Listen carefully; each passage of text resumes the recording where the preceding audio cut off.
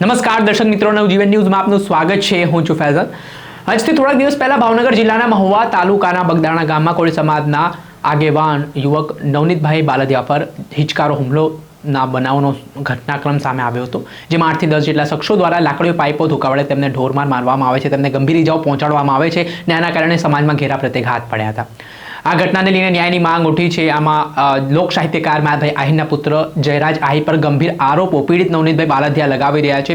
જબરજસ્ત રાજકારણ પણ ગરમાયું છે। કોળી સમાજમાં ભારે આક્રોશ પણ ફાટી નીકળ્યો છે અને ન માત્ર ભાવનગર પરંતુ સમગ્ર ગુજરાતના અલગ અલગ જિલ્લાઓમાંથી કોળી સમાજના લોકો દ્વારા એક સૂરમાં અવાજ ઉઠાવવામાં આવી રહ્યો છે કે આ કેસમાં જે કોઈ પણ સંડોવાયેલા લોકો છે તેમની સામે કડકમાં કડક કાર્યવાહી થવી જોઈએ। અને આ ઘટનાને લઈને થોડાક દિવસ પહેલા મંત્રી પરસોત્તમ સોલંકીના બંગલે એક મહત્વપૂર્ણ બેઠક મળી હતી અને આ બેઠક દરમિયાન સાંસદો, ધારાસભ્યો, મંત્રીઓ છે તે ભેગા થયા ને મુખ્યમંત્રી ભૂપેન્દ્ર પટેલને રજૂઆત કરતા એક એસઆઈટીનું ગઠન કરવામાં આવ્યું અને હવે આ એસઆઈટીની ટીમ છે તે અલગ અલગ એંગલોથી તપાસ કરી રહી છે। ત્યારે આગામી સમયમાં અનેક ચોંકાવનારા ખુલાસાઓ પણ થઈ શકે છે।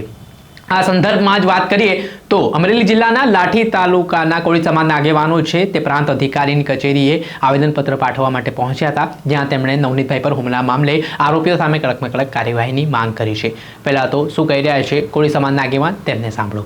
શ્રી લાઠી આથી અમો લાઠી તાલુકાના શહેરના સમસ્ત કોળી ઠાકોર સમાજ આવેદન આપીએ અને આપને જણાવીએ છીએ કે ભાવનગર જિલ્લાના બગદાણા મુકામે ગત 29/12/2025ના રોજ કોળી સમાજના આગેવાન બગદાણાના આશ્રમના સેવક શ્રી નવનીતભાઈ બાલદિયા ઉપર જે અસામાજિક તત્વો દ્વારા હિચકારો હુમલો કરીને જોર મારવામાં આવેલ તે બાબતને અમે ઉખોળી કાઢીએ છીએ।